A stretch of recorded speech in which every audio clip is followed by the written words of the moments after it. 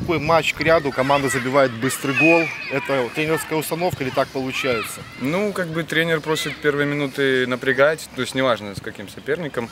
Пытаемся прессинговать там первых 10-15 минут.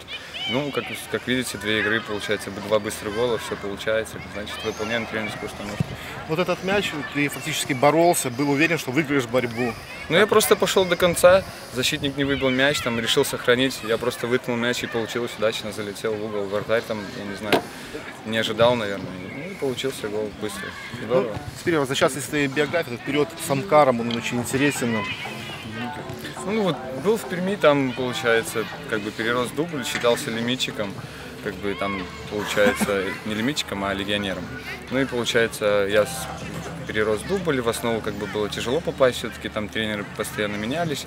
Ну и как бы договорился с тренером дубля, что поеду в аренду. То есть ездил в Витебск, как бы мы выполнили задачу, вышли в высшую лигу, как бы. Все, потом вернулся обратно, там поменялся тренер, как бы там еще, насколько я помню, что-то с лимитом какие-то вышли запреты или что, то есть я занимал место легионера, но до основного состава не дотягивал. Ну все, меня как бы бесплатно отпустили, я приехал, а уже оставалось 2 недели до чемпионата, то есть никуда, ни в какую команду особо не поедешь, не просмотр. Там позвонил в Химик Олегу Геннадьевичу Таранухину, договорился с ним, приехал, вот, побыл в Химике, как бы сезон, там все сложилось удачно, вот, и Андрей Викторович работал в молодежной сборной с Ковалевичем, вызвали тогда на Европу, я сыграл игру, ну и Витебс сюда предложил контракт, я поехал к ним, подписал контракт, был полгода, получается, там играл на замену, выходил, правда, голами не отмечался, ну вот перешел там с Малевича в аренду, так, там побыл, поиграл, ну все, вернулся в Витебск, как бы говорят, что еще год контракта, но как бы хотят тоже в аренду отдать, особо там не рассчитывали.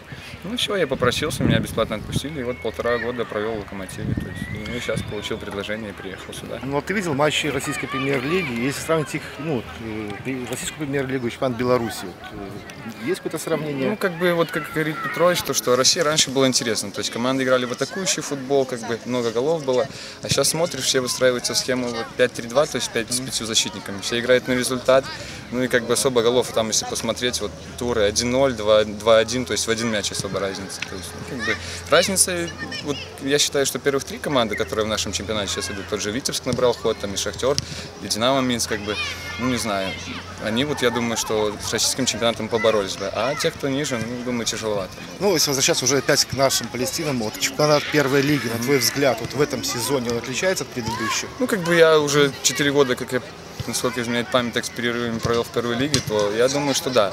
Начиная с прошлого года, там вот мы в Локомотивом боролись за высшую лигу, то есть 4-5 команд было железно, которые будут бороться. В этом году тоже вот вырисовывалась тройка, там Лида еще пытается. Ну, то есть, как бы, я думаю, что в этом году с каждым годом лига растет, потому что приглашает футболистов с высшей лиги в первую, и поэтому с этим уровень растет. Что... Поэтому думаю, да. Ну, как считаешь, вот команда насколько готова сегодня играть в высшей лиге, данная наша команда? Ну, как показывают матчи, дай бог, чтобы мы вышли, конечно, хочется, все этим живут, все это хотят. Правда, вот с Энергетиком матч, то есть 2 раза вели, Энергетик 2 раза отыгрывался, там в конце такой матч осадок оставил. А так, думаю, там никто нам не поможет, только сами, и я думаю, задача выполнится. Ну, будем надеяться и поздравляем тебя с днем рождения сегодня. Извини, что там на сайте немножко попутались. Кстати, почему попутали с датами? Не знаю, ну, может, я доходил в Википедии туда. 25 августа. А у тебя 25-го? Да, 25-го сегодня. Ну, тогда еще раз с днем рождения. Спасибо. Спасибо большое тебе, удачи. Спасибо.